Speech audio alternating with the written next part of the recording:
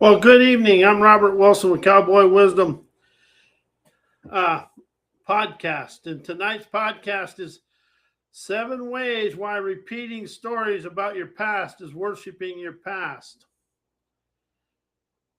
Every retelling story of your past recrowns yesterday as your authority. When you repeat the story, you're never expressing, you're reenacting the story just the way it was. You hand the throne back to outdated identity and let it dictate your now. Repetition turns memory into a ritual, and the more you narrate it, the more sacred it becomes in your psyche. You're never rising, you're bowing to the emotional snapshot that shaped the old you. Storytelling reloads the exact wiring you're trying to dissolve. Each retold story activates the same neuro-emotional and energetic patterns. You're never moving forward, you're rehearsing the past into permanence. Why repeating stories about your past is worshiping your past. Repeating stories about your past is the most subtle form of devotion you'll never perform, or the most subtle devotion you'll ever perform. Every time you retell the old narrative, you restruct the memories, keeping yesterday active, controlling your life now, because you reload the emotions and the interpretations and the limitations that shape that version of you. You're never just remembering, you're reverencing it. You're giving yesterday the authority to define today. And that's something when I first got into self-help personal growth, they kept telling me to retell the story and tell how I got there.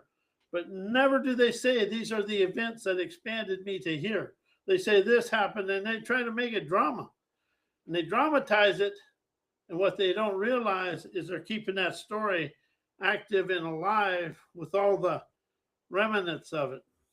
When you repeat the past, you turn memory into a master. You let the old emotional snapshots, soul tattoos, parent programming, inherited patterns dictate your perception. You're never rising, you're rehearsing yesterday, today. You're energizing the very identity you're trying to dissolve. Energetic liberation rises you out of that worship. It dissolves the gravitational pull of yesterday's patterns and opens the space where intuition leads, your clarity originates, and your sovereign presence takes command. The moment you stop repeating the story, you stop feeding the identity. And the moment you stop feeding the identity, you finally rise into the frequency of who you are. You're unborrowed, unbounded, and unmistakably free. Decrees your daredevilry, accelerates ceremonious revelations, energizes your endeavoring ardor to soar you through life and the cosmos with ease. Why worshiping your past makes you a servant to your past. Worshiping your past turns memory into your master. The moment you elevate yesterday's story, you demote today's clarity. You start taking orders from old emotions, old interpretations, and old identities that no longer match your frequencies of now. Reverencing the past forces you to obey outdated wiring. When you keep honoring old patterns, you automatically follow their rules. You're never choosing, you're complying with a version of you that no longer exists anymore. Loyalty to your past traps your power in yesterday's logic. The more you bow to what was, the less you can originate what is. You become a servant to the script you're trying to rise out of, instead of the sovereign author of your now. And that's something I've really noticed in myself. When I stopped telling the stories of my past, the old script went away to my new nowography. Nowography is a present moment, original story of yourself. 7 ways why telling stories about your past is worshiping your past. Retelling the past keeps yesterday as your narrator. Every time you tell the story, you hand the microphone back to an outdated identity. You're never expressing, you're echoing. Storytelling turns memory into mastery. When you keep repeating the same emotional snapshots, you reinforce them as the truth and your comfort zone programming. The past becomes the authority, the present becomes the afterthought. Narrating old wounds reactivates old wiring. The moment you describe who you were, your mind reloads the patterns that shape that version. You're never rising, you're rehearsing. Why self-help, personal growth, self-improvement, and therapy teach and train you to worship your past. Because the more you talk about your past, the more you're worshiping it. Only to rise out of the past in the present moment, you got to start expressing the wisdom from the events, but you got to start expressing the pathway you choose to chauffeur yourself down. They make your past the starting point for every upgrade. Self-help and therapy begin with the assumption that you were who you were is the blueprint for you can become. The moment you start from memory, you're already bowing to it. You're never rising, you're reinforcing. They train you to analyze and decode and revisit old wounds. Instead of dissolving the emotional snapshots, they turn them into the curriculum you're living today. You end up studying your scars like a sacred scripture, reinforcing the very patterns you're trying to rise out of. They teach you to fix the identity that lived the past, never originate the one emerging now. Most personal growth frameworks assume your old needs repair. That keeps you loyal to yesterday's logic, yesterday's emotions, and yesterday's interpretations. You're not expanding, you're maintaining the museum of who you used to be. Why change, heal, create, transformation, and forgiveness keeps you being a worshiping servant to your past.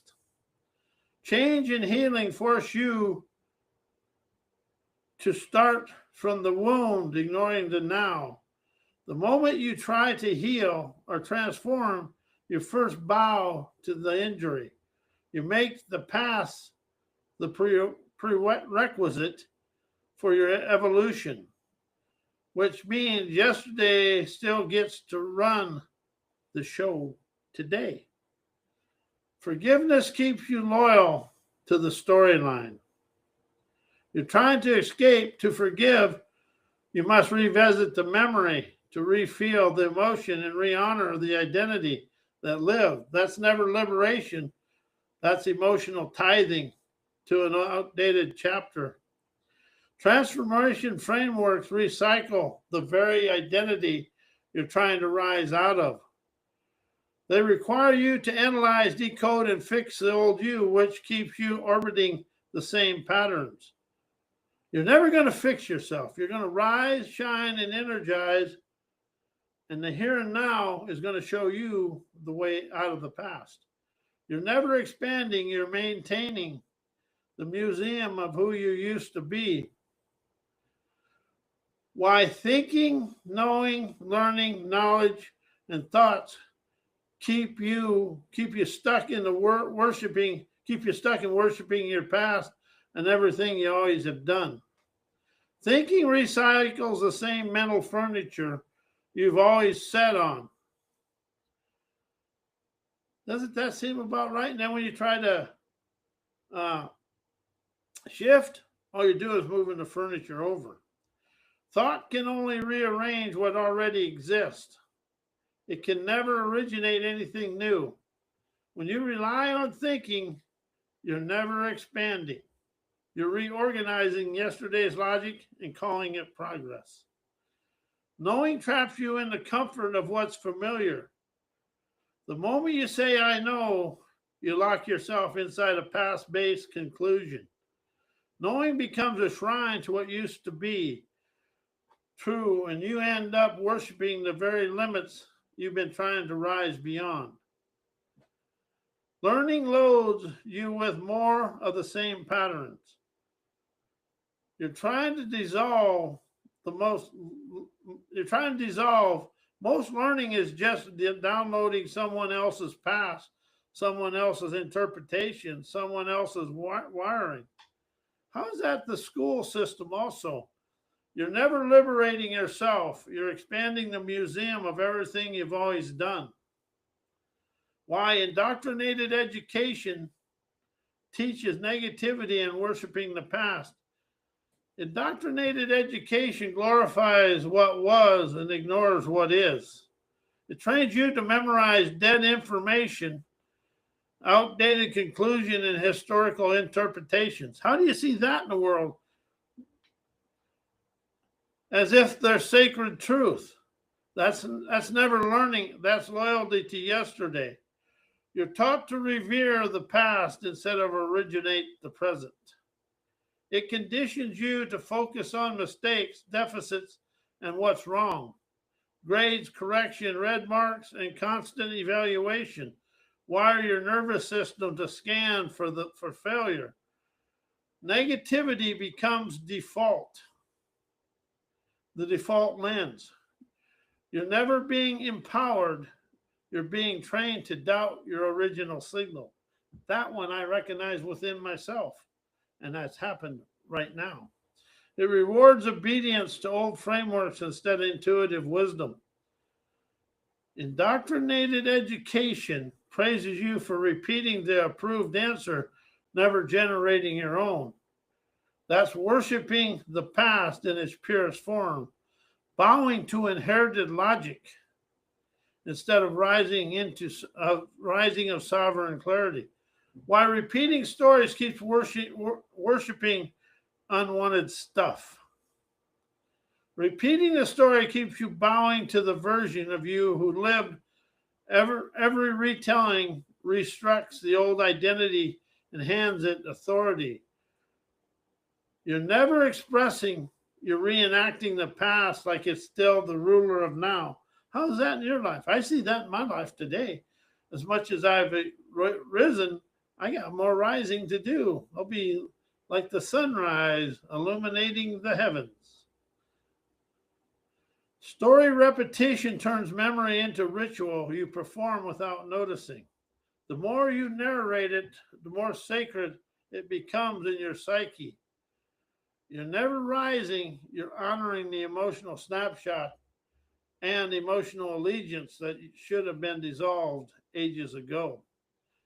Repetition reloads the exact wiring you're trying to outgrow, release, dissolve, destroy, whatever. Each retelling story reactivates the same patterns, emotions, and interpretations. You're never evolving, you're maintaining the shrine of what used to be. Why studying for tests creates a worshiping mindset. Studying for tests trains you to bow to pre-approved answers. You're never invited to originate insight. You're rewarded for memorizing someone else's conclusion.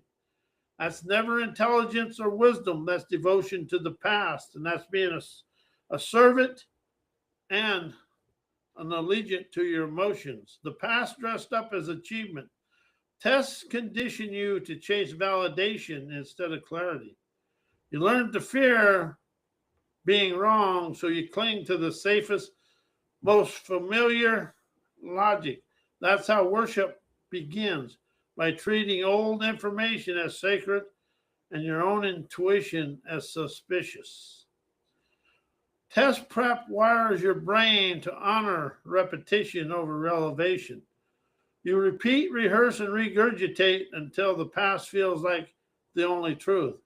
Creativity collapses, curiosity shrinks, and you become a loyal servant to what has already been said. Why you are unknowingly a servant to your past and worshiping your past. You obey the emotional rules written by outdated versions of you, old fears, old interpretations, and old, this is how I am scripts quietly run your reactions. You think you're choosing, but you're following yesterday's instructions like they're sacred law. You treat familiar suffering as truth simply because it's familiar. When a pattern feels comfortable, you mistake it for wisdom. That's how worship works. You honor the familiar even when it limits you, and you call it just how life is. You let memory outrank intuition. How do we let memory outrank intuition? Without even noticing. Your inner signal speaks in real time, but you defer to what you already lived. That's servitude. Giving yesterday the authority to override the clarity, that's trying to rise right now. Why energized listening, maverick questions, cowboy wisdom, politically incorrect inspirations, and revolutionary revelations destroy worshiping my past. They bypass your brain's loyalty to old logic and hit the raw signal underneath the energized listening and maverick questions. Never negotiate with your history. They expose how much you've been obeying it. They cut straight through the mental reruns, making it impossible to keep worshiping the version of you that lived the old story. Cowboy wisdom and politically incorrect inspiration break the emotional etiquette that protects your past. These transmissions don't tiptoe around your wounds or honor your narratives. They out the nonsense, the inherited programming, and the sacred cows you've been bowing to. So when the spell breaks, the worship ends, and you liberate you to show for yourself down to your seashores a stunning success. Revolutionary revelations detonate the identity that keeps your past in power. When a revelation hits, it doesn't fix the old you. It replaces you. It dissolves the emotional snapshots, the soul tattoos, and ancestral echoes in one clean strike. You never serve your past once you've outgrown the version of you who needed it. Why history classes teaches you to worship your past. History class trains you to treat the past as an ultimate authority. You're taught that the answers live behind you, never within you. Memorize the dates, revere the events, quote the experts. It conditions you to believe yesterday is wiser than you are, than your own inner signal. Classic worship programming. It rewards you for repeating old narratives instead of narrating new perceptions. You get praise for reciting what happened, never questioning why it still matters today. So that's a question. Why does it really matter how everybody did anything? What was the outcome? And how is that mindset and all that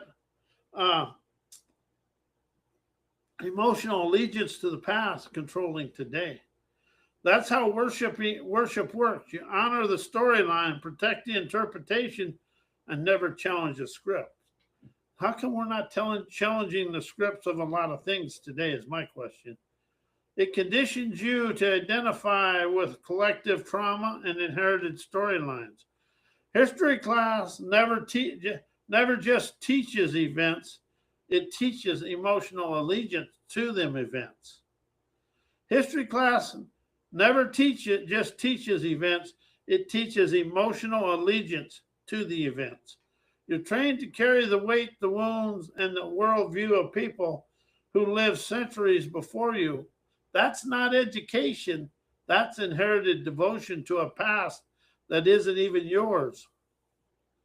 Why worshiping my past creates emotional allegiance to your past.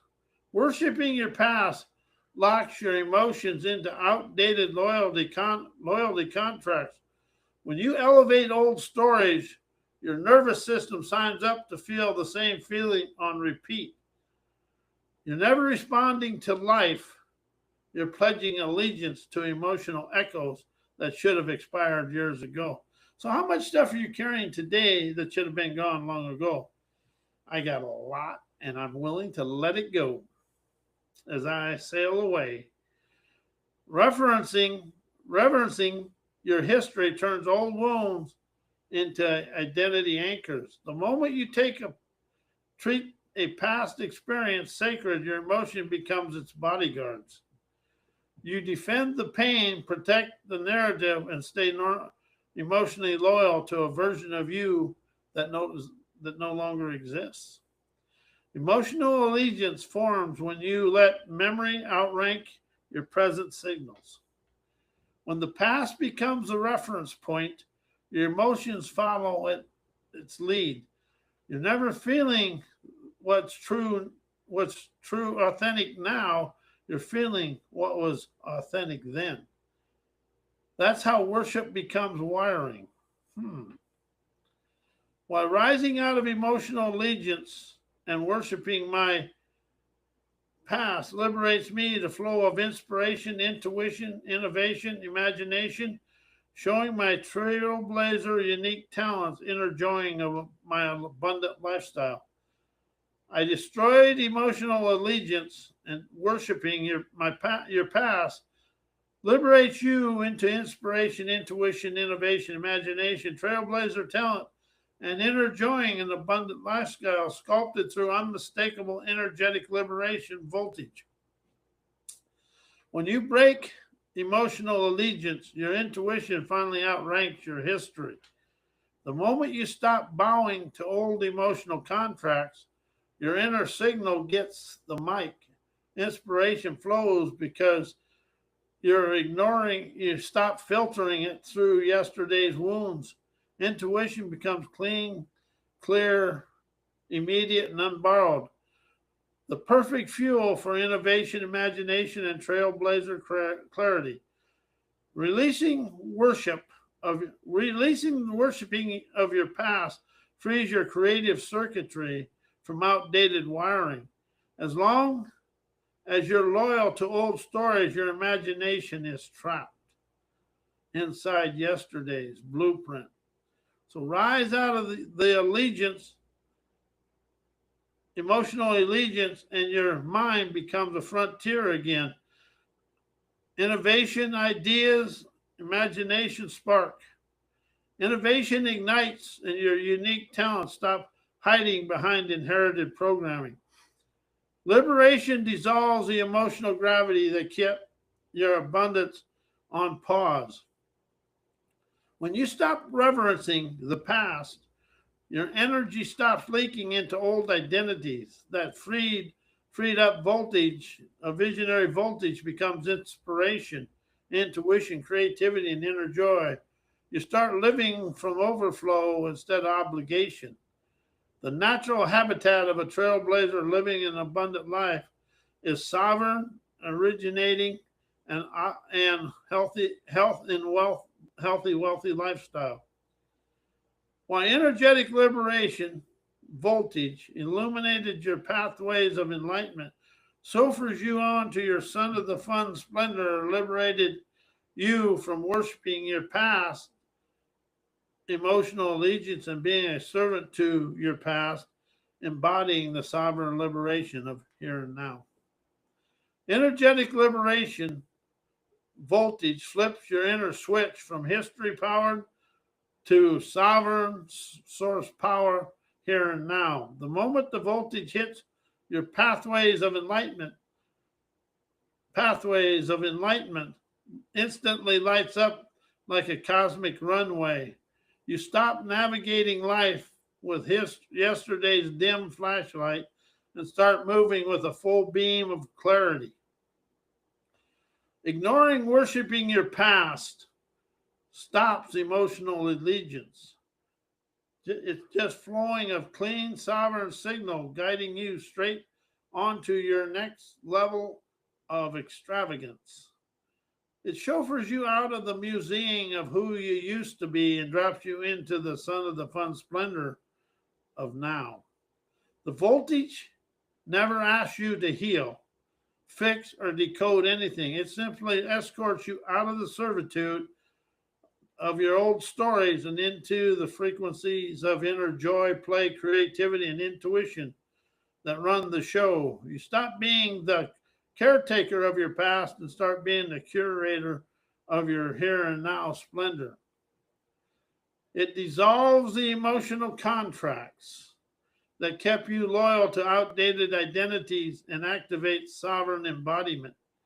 Then, when the past no longer gets your devotion, your energy stops leaking backwards and your intuition sharpens your imagination, expands your innovation, ignites your unique trailblazer talents, and you breathe sun rays of amazing acumen. You become the embodied expression of sovereign liberation, radiate original and unmistakably alive, thriving thrill skills now and forevermore. And I am Robert Wilson, but something I discovered in this one is emotional allegiance. And how are we stuck in emotional allegiance in your life? That's when you do as your mom says. But I'm going to do a podcast next Tuesday on emotional allegiance. I want to thank you, and may you experience a very blessed weekend and enjoy your Christmas shopping.